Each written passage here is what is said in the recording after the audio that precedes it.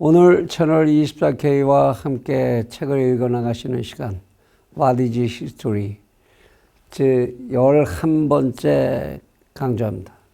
오늘 지난 시간에 이어서 역사에 있어서의 인과관계라는 건 무엇을 뜻하는 거냐 계속해 나가겠습니다. 여러분들도 많이들 들어보셨을 텐데 클레오파트라의 코 이런 얘기 들어보신 기억이 있으신 분들 계실 텐데요. J.B. 뷰리라고 하는 영국의 역사학자가 논문에서 써서 유명해진 얘기입니다. 이 클레오파트라의 코라는 얘기가 왜 유명하게 되느냐? 역사를 이해하는 데 있어서 이 사건이 일어나기 위해선 반드시 이전에 이 사건이 있었어야 된다. 그래서 이것이 일어난다. 이런 원인과 결과의 관계를 이야기해야 되는데 역사적 사건 속에는 이러한 원인과 결과가 이어지지 않는 어떤 하나의 돌출된 현상이 역사를 좌우하는 이런 사건들이 많이 생겨나는 것 같다. 그래서 역사학자들 사이에서 역사는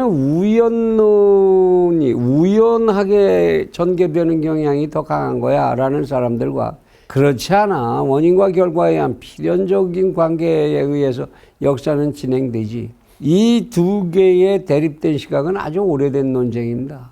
여기서 지금 클레오파트라의 코라고 하는 것은 우연론적인 역사관을 대표하는 그런 상징 언어가 돼버렸죠. 왜 그랬냐? 역사라는 게 우연론적 역사관이라는 거는 역사의 대부분이 거의 다 우연성의 집합체이고 우연에 의해서 좌우되며 전혀 돌발적인 원인에 의한 것이라고 밖에 볼 수 없는 사건의 연속이다라고 주장하는데 클레오파트라의 코라는 것이 그런 사례다 이런 얘기입니다. 이 얘기가 나오게 된 게 악티움 해전 때문에 나온 건데요. 악티움 해전이라는 게 뭡니까? 시저가 죽고 나서 시저의 뒤를 잇는 자리를 놓고 여러 사람들이 다퉜죠. 그 중에서 가장 유력했던 사람이 안토니우스였는데 안토니우스가 이제 이집트를 갔다가 정확히 말하면 에티오피아의 여왕이었죠. 지금의 지리학으로 본다면. 여기에 여왕이었던 클레오파트라한테 푹 빠져서 그 미모에 푹 빠져가지고 헤어나지를 못했습니다. 그 사이에 로마에서는 옥타비아누스가 실제로 권력을 장악을 했죠. 그래갖고 결국 악티움 해, 그 지중해의 일부죠. 그 악티움 해에서 둘이 일전을 벌이게 됩니다. 그러니까 안토니우스와 클레오파트라의 연합함대와 로마의 옥타비아누스의 함대가 이제 싸움을 하게 되는데 여기서 결국 안토니우스가 집니다. 그래서 이제 세력을 잃고 옥타비아누스가 여기서 승리함으로 해서 아우구스투스라고 하는 이제 황제 칭호를 받으면서 로마, 고대 로마가 성립하는 그런 이제 계기를 만든 그런 전쟁이지요. 이때에 안토니우스가 만일 클레오파트라의 미모에 그렇게 빠지지 않았더라면 그가 결국 이집트에 그렇게 오래 머물 일도 없을 것이고 옥타비아누스가 권력을 장악할 수도 없었을 것이고 심지어 악티움 해전이 있었다고 하더라도 그렇게 패배할 사람이 아니었다라는 겁니다. 그런데 클레오파트라가 너무 이뻐서 그 중에서도 이제 코를 상징물로 이제 강조한 거죠. 클레오파트라의 코가 너무 이뻐서 거기에 빠지다가 보니까 이런 결과가 됐다. 이렇게 역사를 우연론적으로 해석을 할 수 있다. 그런 사람들이 있다. 이런 얘기입니다. 기본이라고 하는 아주 대사학자죠. 이 기본은 바자제트라는 터키 황제가 통증이 심하게 오는 바람에 중앙 유럽으로 진격을 하다가 중지를 해버렸어요. 이래서 이제 터키가 중앙 유럽을 확 쓸어버릴 수 있는 계기였는데 그 일개인의 단 한 사람의 힘줄에 통증이 생긴 게 그 많은 여러 국민들의 불행을 막아줄 수도 있고 지연을 시킬 수도 있었다. 이런 우연성이 이런 역사적 현실을 낳는다. 이런 식으로 이제 기본이 역사를 정리한 경우도 있다. 알렉산더 대왕이 이제 기르던 원숭이한테 물려서 이제 일찍 죽죠. 요절을 합니다. 그래서 이 알렉산더가 일찍 죽는 바람에 반란들이 여기저기서 일어나고 이런 사건들이 일어나면서 무려 25만 명의 사람들이 또 목숨을 잃었다. 야, 알렉산더가 원숭이에게 물려 죽은 그 우연한 사건 하나, 그것이 이렇게 25만 명의 사람을 죽였잖냐. 이걸 우연으로 설명하지 않으면 어떡하냐. 이런 얘기죠. 그러나 카 교수가 보기에 역사가들이 다루는 우연성이라는 것은 하나의 사건의 그 내부적인 인과관계가 다른 사건의 내부적인 인과관계가 서로 연결을 시키기가 곤란할 때, 이 연결이 단절될 때 그걸 설명하기 위해서, 아쉬운 대로 급한 대로 설명하기 위해서 쓰는 표현일 뿐이다. 그런 얘기입니다. 안토니우스와 옥타비아누스의 이런 전쟁 같은 거를 클레오파트라의 코라는 우연성으로 설명해서는 안 되고, 이 전쟁에서 왜 어떤 이유로 그 내부적인 전쟁의 논리에 그대로 들어가서 지구 이기구를 설명을 해야지. 그렇게 얘기하면 되냐. 옥타비아누스가 어떻게 해서 거기에 출전하게 됐는가, 그 과정부터 로마의 막강한 백그라운드를 갖게 된 이유부터 설명을 해서 인과관계를 설명해야지. 그렇게 해선 되겠느냐, 그런 얘기입니다. 이사야 벌린이라고 하는 영국의 유명한 사학자가 있죠. 그 사학자가 버나드 베런슨이라고 하는 사람이 쓴, 미술평론가가 쓴 건데, 그 사람이 이제 우연사관이라는 논문을 썼는데, 그거를 이사야 벌린관이 굉장히 칭찬을 합니다. 아, 참 잘 써진 논문이야, 이러면서. 이 이사야 벌린경이야말로 그 시점에서 뭘 착각하고 있는 거냐. 역사를 진행시키는 데 있어서의 우연이라는 것과 인과관계적인 결정론의 이 두 개의 차이, 이거를 제대로 이해 못해서 그따위 말을 하게 된 거다. 이러고 이제 비난을 하죠. 그런데 잘 생각해 보면 우리 인간들이 다루는 역사적인 인과관계라는 거를 전부 우연으로만 얘기하게 된다면 우리는 어떻게 역사 속에서 일관성 있는 역사의 흐름이나 이런 인과관계를 설명할 수가 있게 되겠느냐. 그렇게 되면 역사의 의미라는 게 뭐가 생기겠느냐. 이런 이제 항변입니다. 카 교수의. 역사에서의 우연론의 기원과 사례들을 이제 조금 더 들면서 비판을 조금 이어가는데요. 기본의 말을 인용을 합니다. 그리스 사람들은 이런 자기 위안을 가지고 이제 우연론을 써먹은 적이 있다 이거죠. 그리스 사람들이 가서 로마를 건설했지만 그 로물루스와 레무스라고 하는 이제 시조가 다 그리스에서 간 사람들이죠. 그 사람들이 로마가 번영하면서 그리스가 로마의 한 속주로 이제 추락을 하는데, 이런 로마의 승리를 그리스 사람들은 뭐라고 설명을 했냐면, 로마가 잘나서 공화국의 장점 때문에 그리스가 결국은 뒤처지게 됐어, 이렇게 얘기를 하지 않고 로마의 행운이 따랐던 거야. 이런 식으로 그리스 사람들은 자기를 자위한다. 이렇게 이제 기본이라는 학자가 비판을 했다라는 사례를 인용합니다. 물론 이제 이런 우연론이 득세를 하는 데에는 철학적인 백그라운드 그 영향도 가지고 있는데, 실존주의의 영향을 강하게 받은 부분이 있습니다. 사르트르가 이제 존재와 뭐라고 하는 그 이 책에서 이런 얘기를 하죠. 실존에게 있어서는 거기에는 원인도 없고 이유도 없고 필요도 없다. 그런 것이 꼭 있어야 할 필요도 없다. 그런 얘기입니다. 실존이라는 것은 현재 그렇게 거기에 그렇게 있을 뿐이다라는 거죠. 그것이 있어야 하는, 반드시 그것이 있어야 하는 원인, 이유, 필요, 그런 건 존재하지 않는다.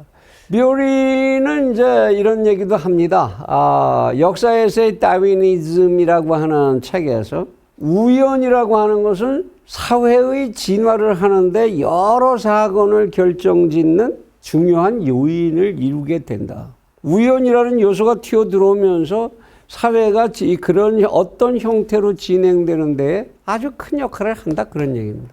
그러면서 이제 클레오파트라의 코의 얘기를 또 한 거죠. 피셔라고 하는 학자는 우연한 일, 그리고 인간으로서는 예견할 수 없는 일, 그런 것들이 역사에서 하는 역할, 그걸 인정해야 된다라는 주장을 했고요. 마이네케는 독일의 불행이 왔던 2차 대전의 얘기죠. 그 불행의 원인은 바이마르 공화국의 대통령의 힌덴부르크가 당선을 했어요. 그 바람에 히틀러가 그 밑에서 성장을 했다 이런 얘기죠. 그리고 히틀러가 등장해서 그가 광적인 성격으로 독일을 몰아갔기 때문이다. 이런 우연론적인 얘기를 마이네케 같은 경우도 하고 있습니다. 마르크스까지도 이제 그런 얘기를 하는데요. 그가 이제 마르크스의 편지는 여기저기 쓴 것들이 막 큰 그게 문헌으로 이제 남아서 그러고 있습니다만은 마르크스도 이 우연의 역할을 상당히 인정을 하지요. 우연의 여지가 없다면 세계 역사란 대단히 신비스러운 성격을 띠게 될 거다. 우연이란 것도 전반적인 어떤 인간 역사의 발전 경향의 한 부분이 되는 거고 결국에 가서는 하나의 우연성이 뒤에 나타난 우연성에 의해서 먼저의 우연성의 가치를 지워버리게 되고 그러기도 하지만 그래서 역사 진행의 지속은 우연에 의해서 좌우될 수도 있고 이러한 우연 속에는 운동의 시발을 이루는 선구적 인물의 우연적 성격이 포함된다 이겁니다. 선구적 인물의 우연적 성격이 포함된다. 어떤 사람이 역사에 없었다면 역사는 어떻게 됐을까? 그런 사람이 하필 생겨났기 때문에 우연히 그때 그렇게 생겨났기 때문에 그런 역사가 생긴다. 그런 선구적 인물의 우연성이 역사를 좌우하는 중요한 요소가 된다. 이런 얘기를 마르크스도 했다. 트로츠키는 더구나 무슨 얘기까지 했느냐. 트로츠키는 여러분들이 동물농장 공부할 때 이제 이름을 들으셨죠. 그죠? 스탈린의 대립해서 이제 싸웠던.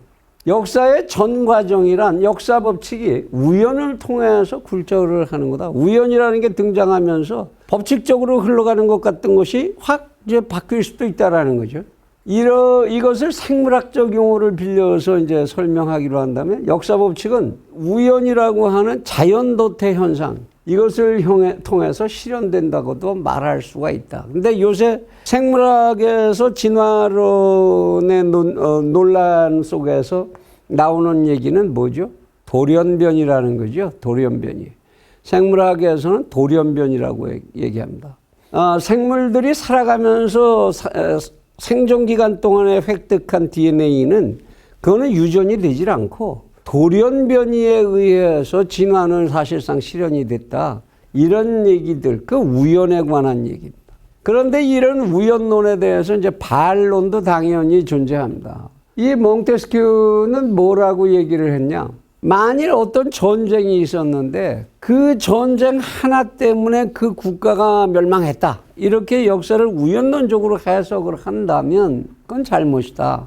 거기에는 그 한 번의 전쟁으로 그 나라가 몰락할 만한 사전적인 어떤 원인이 있었고 그거의 결과로다 그 전쟁에 치게 되고 몰락하는 거지 단 한 번의 우연한 전쟁 때문에 나라가 몰락하는 건 아니다. 백제가 멸망했다. 의자왕은 그렇게 똑똑하고 백제의 힘이 그렇게 강성했는데 야 이건 우연한 현상이야. 이 한 번의 전쟁 그렇게 봐야 됩니까? 그건 아니죠.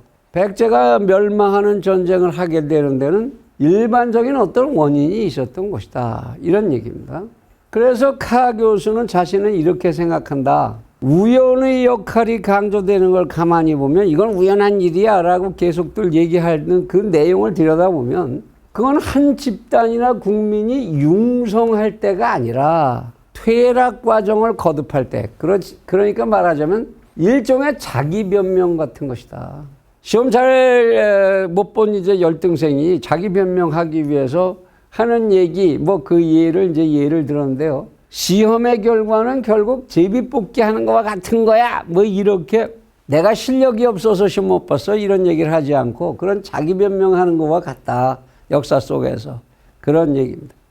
역사 속에서 이 우연론을 반박하는 것처럼 보이는데 실제로 그것이 아닌 우연론을 결과적으로 변명하는 이런 얘기 같은 것조차도 이제 그건 잘못된 견해다라고 이제 끄집어냈는데 톨스토이 같은 사람이 하는 얘기죠. 우연이란 우리들이 이해할 수 없는 지금 현재의 지식을 가지고는 이해할 수 없는 어떤 사건이 일어났어. 우리들은 그걸 잘 설명할 수 없을 때 뭐라고 얘기합니까? 기적이야. 또는 신비야. 뭐 이렇게 얘기를 하기를 좋아하죠. 그러나 결국 그거는 우리 인간의 현재의 지적 능력으로 그거를 설명할 수가 없다라는 것뿐이죠. 그런 사물에 대한 변명에 불과하다. 우연이라는 것은. 이렇게 보는 톨스토이의 견해, 그것도 부정확한 얘기다. 무슨 얘기냐? 우리는 하늘에 떠돌아다니는 별들, 이 별들 중에 뭐 행성 뭐 이런 거 해성 이러고 얘기를 하다가 유성, 로그 플래닛이라고 하는 건데요, 영어로. 궤도를 우리가 알지 못하고 저게 어떻게 운행하는지를 잘 모를 때 그를 유성이라고 부르던 건 그들의 별들의 운동 법칙을 우리가 그 규칙성이 거기 이미 있는 건데 이해하지 못했기 때문이지 그런 실제로 원인 없이 떠돌아다니는 그런 별이라는 건 없다. 우리가 이해할 수 없는 사물에 대한 별명으로 붙인 게 아니라 그건 사실상 우리가 지금 모르는 것, 앞으로 알아가야 하는 것에 관한 얘기다. 이런 얘기. 역사는 우연의 연속으로 이루어진 거야라는 주장은 지적으로 태만한 결과다. 지금까지 우리가 우연이라고 인식해 오던 많은 사건들을 사실은 우리는 합리적으로 설명할 수도 있고 적절한 의의를 거기에 부여할 수도 있다. 이러한 문제들을 이제 풀기 위해서는 우연이냐 필연이냐 이런 걸 풀기 위해서는 전혀 다른 사고방식이 필요할 것이다. 이런 얘기를 합니다. 그래서 이제 이게 유명한 이에치카 교수의 역사란 무엇인가라는 책에서 아주 유명한 사례로 여기저기 인용되는 사례입니다. 이제부터 하나의 가설적인 사례를 듭니다. 로빈슨이라고 하는 한 남자가 밤중에 담배가 피고 싶은데 보니까 담배가 떨어졌어요. 그래서 담배를 사러 나갔다가 골목길을 돌아서 오는 술이 취한 음주운전을 하는 이제 한 차에 의해서 치여서 사망하는 사고가 발생을 합니다. 그 차는 브레이크도 좀 좋지가 않았고 뭐 이런 이제 그런 차였는데 존스라고 하는 사람이 이 차를 몰았고 이런 사고를 놓고 이 사고 발생의 책임은 어디에 누구에게 있다라고 봐야 하느냐 이 이해를 이제 듭니다. 자, 여러분들은 어떻게 생각하십니까? 이 사고의 책임은 제1차적으로 존스의 음주운전의 그 원인이 있다. 그 책임이 있다라고 봐야 하느냐? 아니면 어떤 사람은 이런 얘기를 합니다. 브레이크가 불량이어서 그랬던 거야. 분명히 봤는데 브레이크를 못 밟았어. 브레이크 문제니까 정비 불량의 그 책임이 있을 거다. 세 번째로 이제 의견을 낸 사람은 뭐라고 그랬냐면 이게 곡선으로 굽는 데서는 거울을 놓든지 해서 사각도로가 없도록 해야 되는데 도로관리 책임 당국이 그 짓을 안 했기 때문에 그런 안전조치를 안 했으니까 도로관리 책임 당국에게 문제가 있는 거다. 이렇게 얘기했어요. 그런데 여기에 어떤 잘난 척하는 명사가 뛰어들어왔다 이런 얘기입니다. 한 잘난 명사가 뛰어들어서 뭐라고 주장하느냐. 이 사고의 원인은 로빈슨의 흡연의 욕구 때문에 생긴 거다. 로빈슨이 그 시간에 담배가 피고 싶지 않았고 또는 담배가 거기에 존재했거나 이랬다면은 로빈슨이 길바닥에 나가서 담배 사러 갈 일도 없고 그랬으면 이 사고는 안 났을 거 아니냐 이러니. 그러니까 결국 가장 원천적인 책임은 어디 있냐? 로빈슨이 담배를 피우고 싶다라는 생각을 한 거. 이게 문제다. 이게 범인이야. 이렇게 얘기를 했다. 이런 얘기입니다. 하여튼, 보기에, 그래서 이제 카가 빈정거리는 거죠. 역사에서 이렇게 기회와 우연을 신봉하는 사람들의 주장은 이렇게 철두철미 진실하고 논리적이다. 말이 되는 것 같이 논리를 핀답시고 논리적이다 이런 얘기입니다. 근데 당신의 선택은 무엇이냐라고 묻습니다. 그러면서 딱 잘라서 얘기를 하지요. 루트비지 다치슨이라고 하는 사람 여러분들도 이름 아실 텐데 이상한 나라의 앨리스라는 소설 아시죠? 동화. 그걸 지은 루이스 캐롤이라고 이제 저자 이름이 알려져 있는데 그 본명입니다. 그 사람이. 이런 사람들의 이런 이제 우연히 만들어진 그리고 논리적인 것 같지만 논리적이지 않은 그 사실 앨리스의 이상한 나라의 앨리스 얘기는 말도 안 되는 얘기의 연속 아닙니까? 그죠? 이런 것들 방식으로 역사를 이해하려는 건 그건 말이 안 되는 거다. 무슨 로빈슨의 흡연의 욕구가 범죄자냐. 결국 역사라고 하는 거는 역사적 의의를 갖는 사실을 선택하고 추려내는 것이고, 그 선택의 과정이라는 건 인과적인 입장에서 그 선택의 체계가 생긴다. 인과론적으로 얘기할 수 있는 그런 것 속에서 선택이 되는 거다. 탈코트 파슨스라고 하는 이제 학자가 한 얘기다. 이걸 인용합니다. 역사가는 사실에 무한한 대해, 사실이라고 하는 것이 엄청나게 많이 이제 쌓여 있는 그런 큰 바다에서 자기가 가진 목적에 맞는 의의를 가지는 사실들만을 골라내는 거죠. 아, 내가 이런 설명을 하고 싶어. 지금 현실에 대해서 과거에 있었던 일들 그 사례를 들어서 오늘의 현실을 이런 걸 설명하고 싶어. 이런 목적을 가지면 그 목적에 맞는 것들만을 추려낸다. 이런. 그래서 여러 인과관계 속에서 역사적으로 그렇게 의의 있다라는 것만을 추려내는 것이다. 여기서 역사적으로 그러면 어떠한 것이 역사적으로 의미가 있는 의의를 갖게 되는 거냐? 그 기준은 뭐냐? 자신의 합리적인 설명과 해석의 틀 속에다가 인과관계, 연쇄관계를 연결할 수 있는 그런 역사가의 역량에 달려있다. 이러니까 이런 일이 생겼어. 이랬으니까 이렇게 된 거야. 라고 연결을 시켜서 설명할 수 있는 역사가의 역량에 의해서 그것이 결정될 수밖에 없다. 그런 얘기죠. 우리 그 임진왜란을 설명한 얘기들 그 얼마나 많은 해설서가 있고 역사학자들의 주장이 있습니까? 왜 이 전쟁이 생겼으며 어떻게 진행됐으며 왜 이런 결론이 났고 이렇게 종결이 지어졌는가 이걸 설명하는데 거의 동일한 시각이 존재하지 않게 어마어마하게 많은 역사가들의 시각이 존재하죠. 왜 그럴까요? 자기가 그 속에서 어떤 논리체계를 발견해서 오늘에다가 그걸 적용하고 싶은 목적이 제마다 다르기 때문이죠. 그런데 이제 역사가들이 이런 논리 전개를 하면서 그 속에다가 우연적인 요소, 말하자면 이순신이라고 하는 인물이 그때 우연히 탄생해서 이런 얘기들에 방점을 두지 않는 이유는 그러한 우연적인 요소들에 의한 인과관계가 잘못됐다는 게 아니라 그렇게 설명을 해버리면 현실적으로 거기다 그 역사적 사실의 가치를 오늘에 옮겨올 방법이 없다 이런 얘기입니다. 무슨 얘기냐?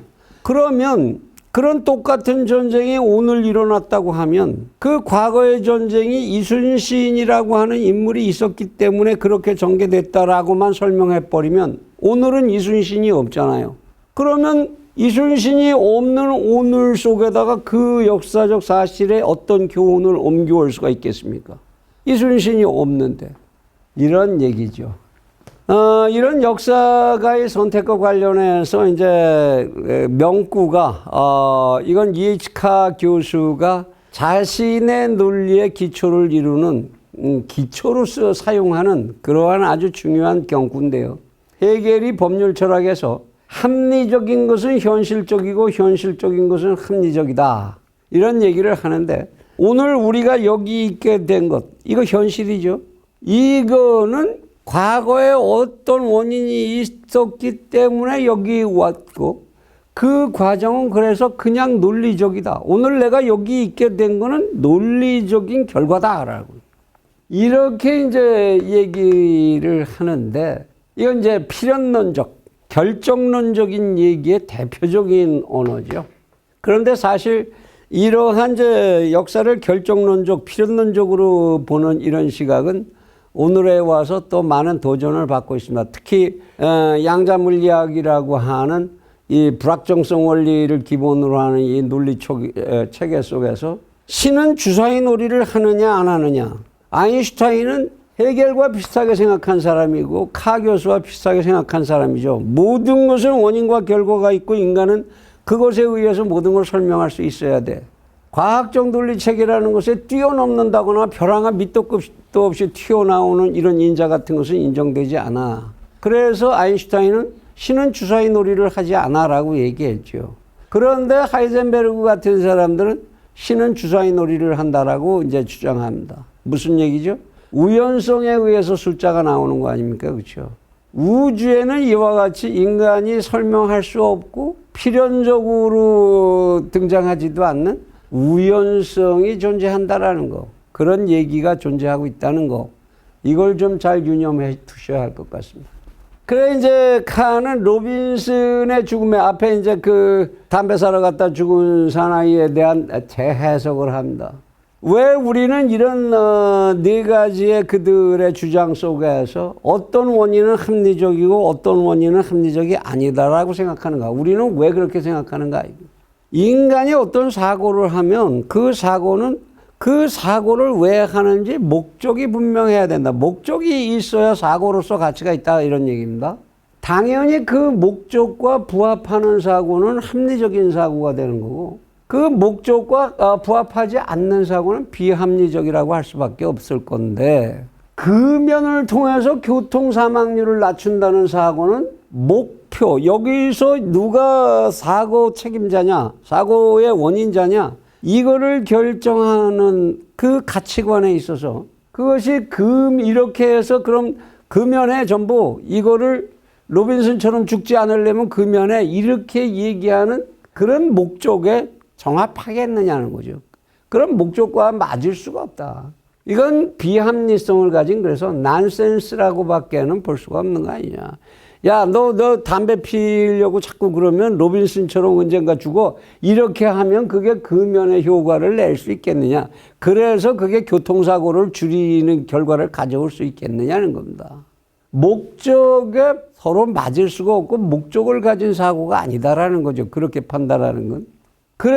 그리고 또한 역사 속에서 어떤 목적을 가지고 그 역사를 해석하고 하는 목적 개념은 가치 판단의 문제와 떼어놓을 수가 없는 거고 인과관계의 판단에서도 가치 판단의 문제라는 거는 떼어놓을 수가 없는 거다. 위화도 회군을 이성계가 했다.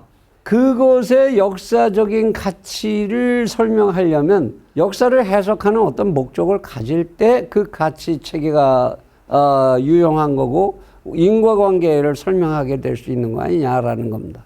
마이네케는 이제 이런 얘기도 했습니다. 가치관념과 떨어져서는 역사 속에서 인과관계를 추구할 수가 없다. 당연히 그렇겠죠.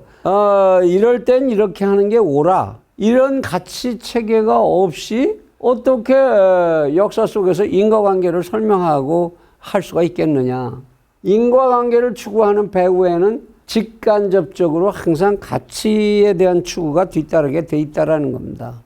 그때는 이렇게 했어야 돼. 그때 이렇게 했어. 나는 그러면 거기에 그걸 역사적 사실을 참고해서 그러니까 나는 그걸 해야 되나 말아야 되나 하는 가치 체계를 설정하고 인과관계를 판단해야 된다라는 거죠. 이런 이제 가치의 추구 그리고 목적의 추구 이런 역사를 인과관계론적으로 이해하려고 하는 그런 인식의 바탕에는 역사가가 과거와 현재 그리고 미래의 시간을 잇는 연속된 과정으로서의 역사를 인식하기 때문이다. 그래서 역사적 사고란 언제나 목적론적인 사고가 될 수밖에 없다. 이런 주장을 합니다. 그래서 역사가는 항상 뭐라고요? 왜 그런 일이 생겼지? 그래서 그랬구나. 그럼 나는 오늘 왜 이걸 해야 하지? 과거의 예를 보니까 그렇게 하면 잘 됐기 때문에 아니면 과거의 예를 보니까 잘못됐기 때문에 또는 과거의 예를 보니까 해서는 안 되는 일을 그들이 했기 때문에 나는 안 해. 이런 왜라는 질문에서 시작을 해서 어디로라는 건 목적이죠. 무엇을 향해서 이것을 해석하고 역사적 가치를 매겨야 하는가 그런 질문을 항상 하게 마련인 것이다 이런 얘기입니다. 오늘 이 장에서 이제 훑어보신 우연이냐 필연이냐 이것에 관한 얘기는 사실 카가 아무리 이렇게 주장하고 해도 인류의 지적 세계에서 종결된 과제가 아니죠.